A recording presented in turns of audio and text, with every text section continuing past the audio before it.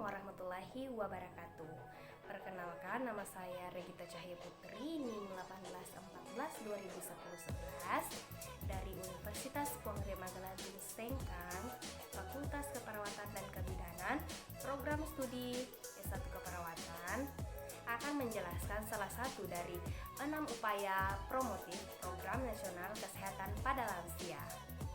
Nah, sebelum itu kita harus mengetahui upaya promotif itu dulu sendiri.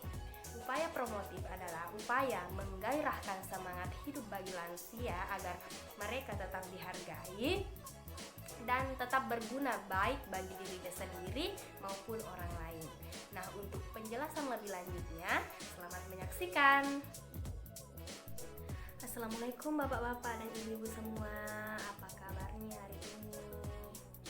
Semoga selalu diberi kesehatan sama Allah SWT. Semoga sehat-sehat selalu sehingga bersemangat walau umurnya sudah 50 tahunan ke atas. Nah, maksud kedatangan saya di sini yaitu menjelaskan beberapa upaya promotif yang berkaitan dengan lansia. Nah, upaya promotif yang pertama yaitu personal hygiene ya, atau pentingnya menjaga kebersihan diri. Nah, dengan adanya penurunan kesehatan dan keterbatasan fisik pada lansia, khususnya pada bapak-bapak dan ibu-ibu, maka diperlukanlah perawatan sehari-hari. Nah, perawatan tersebut dimaksudkan agar bapak-bapak atau ibu-ibu mampu mandiri dan mendapat bantuan yang maksimal. Adapun perawatan yang diberikan berupa kebersihan perorangan seperti kebersihan gigi dan mulut. Nah, kebersihan gigi dan mulut ini penting bapak-bapak dan ibu-ibu untuk menjaga mulut tetap bersih dan mencegah kuman, serta agar gigi tidak mudah rapuh, tidak cepat ompong. Dan yang kedua yaitu menjaga kebersihan kulit badan serta rambut termasuk kuku. Misalnya bapak-bapak dan ibu-ibu harus rutin mandi 2 kali sehari, terus pakai sampo minimal 2 kali dalam seminggu, dan potong kuku, dimana disarankan potong kuku itu di sunnah Rasul pada hari Jumat, karena kuku-kuku itu sendiri sumber penyakit bapak-bapak dan ibu, jadi harus dipotong. Dan yang ketiga, kebersihan tempat tinggal dan tempat tidur. Nah, seperti menyapu halaman, serta menjaga kebersihan tempat tidur, rajin membuang sampah dan membakar sampah. Tetapi ada beberapa penyakit yang menyebabkan bapak-bapak dan ibu-ibu nggak bisa melakukan ini semua, seperti keterbatasan mobilitas. Kan bapak-bapak dan ibu-ibu di usianya yang sudah tua, itu tulang-tulangnya udah banyak yang rapuh, udah nggak bisa berdiri tegak seperti dulu, dan dekubitus, inkontinensia, serta patah tulang dan lain-lainnya. Nah, itu semua mengganggu personal hygiene pada bapak-bapak dan ibu. Nah, berhubung tadi ada beberapa masalah yang membatasi bapak-bapak dan ibu-ibu untuk melakukan kegiatan seperti personal hygiene tadi, maka ibu-ibu atau bapak-bapak bisa mengkonsultasikannya ke dokter terlebih dahulu. Dan apabila ingin bergerak, ada keterbatasan fisik, nggak usah dipaksa. Kita cukup kerja sedikit, lalu istirahat lagi, lalu bekerja lagi, lalu istirahat lagi. Begitu ya Bu. Baiklah bapak-bapak dan ibu-ibu, selanjutnya saya akan menjelaskan upaya promotif pada lansia yang kedua, yaitu asupan gizi. Nah, asupan gizi pada lansia harus dijaga agar tubuh tetap fit walau dalam keadaan sudah lanjut usia. Nah, makanan yang mengandung gizi seimbang dapat menjaga stamina dan kebugaran pada lansia. Nah, Kebutuhan gizi pada lanjut usia itu spesifik karena perubahan kondisi fisiologi dan psikososialnya juga sebagai akibat dari proses menua. Nah, pada lanjut usia kebutuhan energi dan lemak menurun. Setelah usia bapak-bapak dan ibu-ibu 50 tahun, maka kebutuhan energinya itu berkurang sekitar 5% untuk setiap 10 tahun. Jadi makin bertambah umur kebutuhan energi bapak-bapak dan ibu-ibu makin berkurang juga. Nah, kebutuhan protein, vitamin dan mineral itu harus tetap. Nah, minimal 4 sumber bahan makanan yang harus terpenuhi pada lansia, yaitu makanan pokok, lauk pauk, sayuran dan buah. Karbohidrat sebagai sumber energi, batasi dengan makanan yang berlemak dan berminyak. Karena jika ibu-ibu dan bapak-bapak tetap mengonsumsi makanan yang berlemak seperti tahu isi, bakwan, maka itu akan meningkatkan risiko penyakit degeneratif seperti hipertensi, seperti kolesterol, bahkan sampai ke penyakit jantung.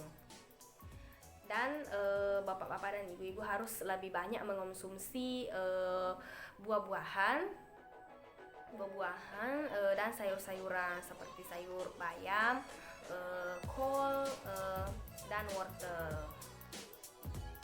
Baiklah, apabila asupan gizi telah terpenuhi dan seimbang, maka insya Allah tubuh bapak-bapak dan ibu-ibu tetap fit. Kebutuhan gizinya tetap terpenuhi sehingga nggak mudah lelah dan penyakit degeneratif nggak mudah menyerang. Oke, selanjutnya saya akan menjelaskan upaya promotif yang dan ibu-ibu. Upaya promotif yang akan saya jelaskan upaya promotif ketiga yaitu aktivitas fisik dengan olahraga teratur. Nah, kesegaran jasmani yang dilakukan secara teratur disesuaikan dengan kemampuan lansia agar tetap merasa sehat dan bugar. Misalnya untuk lansia 50 tahun, 60 tahun, aktivitas fisik yang dilakukan seperti senam, jalan-jalan santai. Jangan melakukan aktivitas fisik yang berat, terutama kayak angkat beban nggak boleh karena tulang-tulang bapak dan ibu-ibu tidak seperti dulu lagi.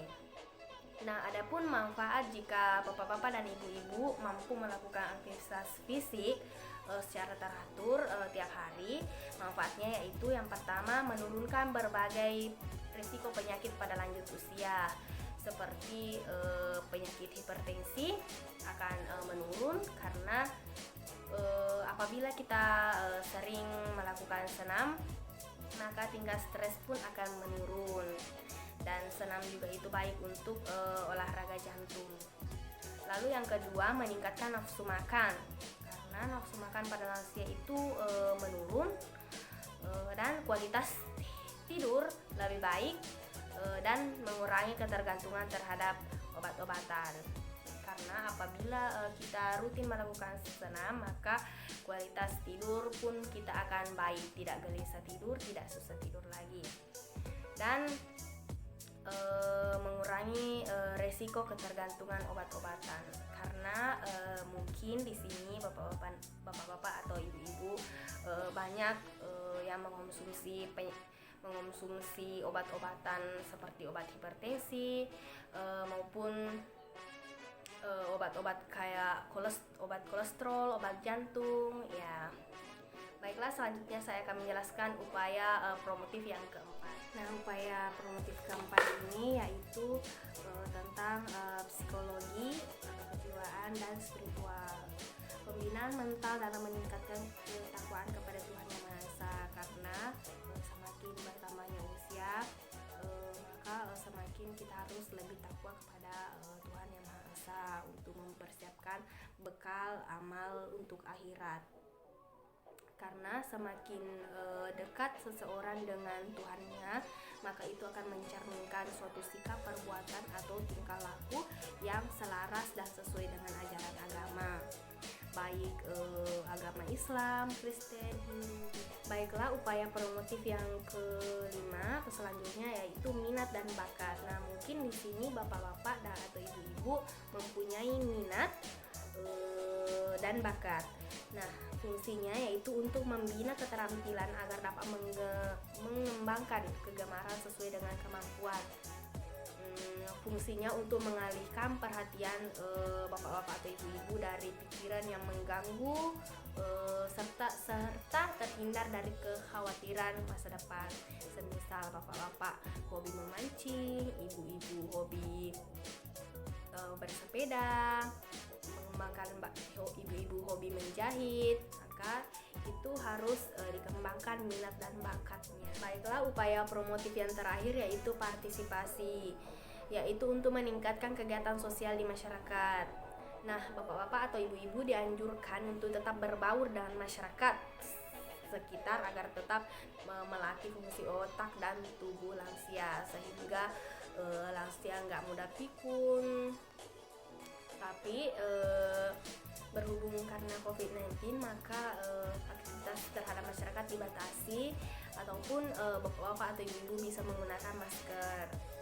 Nah, kemudian diberi pemahaman tentang peran dalam masyarakat agar merasa dihargai dan meningkatkan aktualisasi diri pada lansia. Baiklah, itulah tadi penjelasan saya mengenai 6 upaya promotif. Semoga bermanfaat bagi kita semua. Terima kasih. Saya Regita Cahaya Putri pamit undur diri. Wassalamualaikum warahmatullahi wabarakatuh.